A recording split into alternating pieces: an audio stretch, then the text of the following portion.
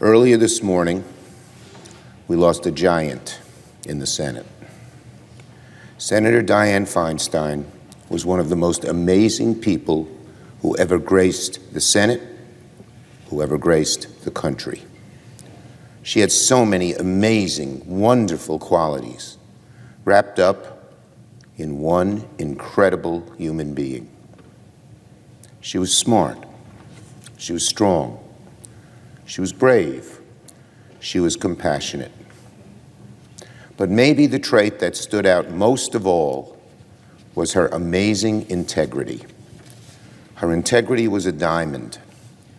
Her integrity shone like a beacon across the Senate and across the country for all to see and hopefully emulate.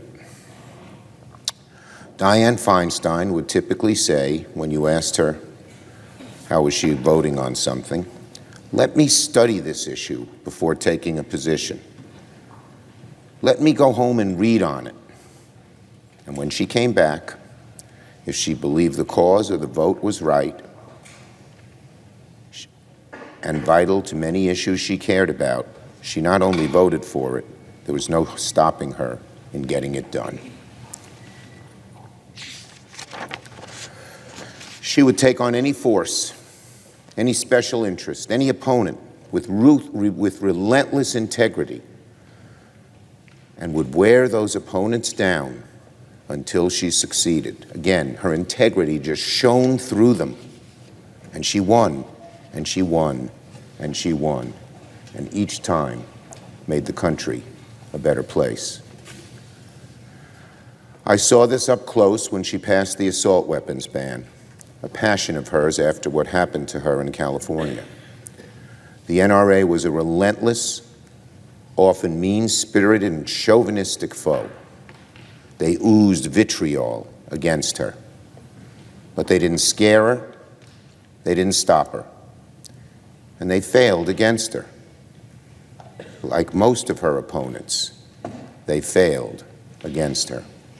Her perseverance, her strength, and most of all, her integrity shone through. I was privileged to carry the bill in the House after she had passed it in the Senate. She guided me every step of the way, and her strength and her integrity strengthened all of us who were fighting that uphill fight. And as we went through that bill, it became clear to me, Dianne Feinstein is not like the others.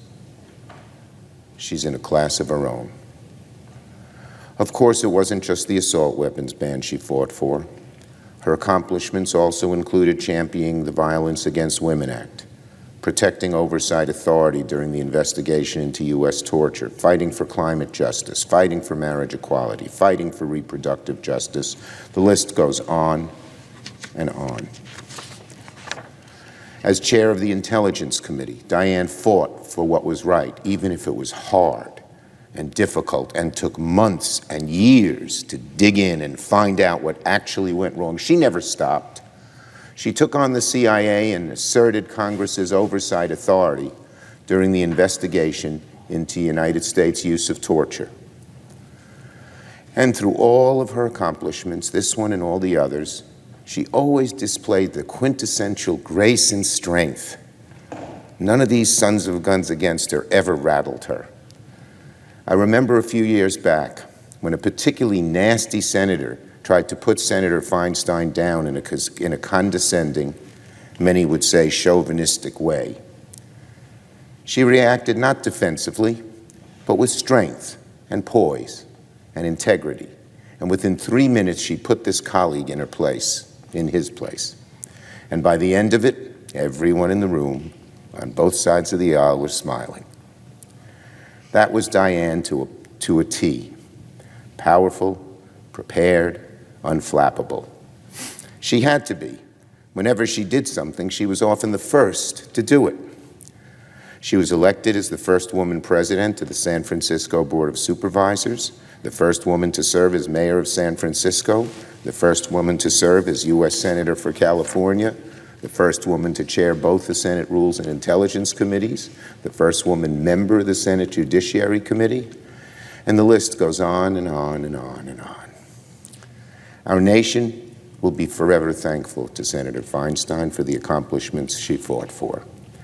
I, too, am personally indebted to Dianne, not just as a colleague, which of course I am in so many ways as a colleague, but as a friend and as a father of 2 daughters. Dianne's work extended far beyond the United States Senate floor, as she gave a voice, a platform, and a leader to women throughout the country for decades. Dianne didn't just push down doors that were closed for women.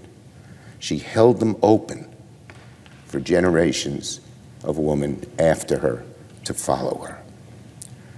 She gave a voice, a platform, a model for women across the country who aspire to roles in leadership, in public service, who want to leave their own mark on the world, who want to make this country a better place for others.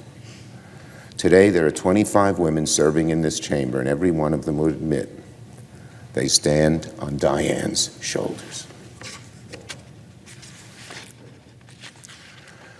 So Dianne's impact extended far beyond the Senate floor and far beyond politics itself.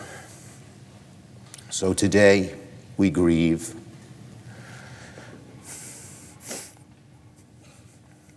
We look at that desk, and we know what we have lost.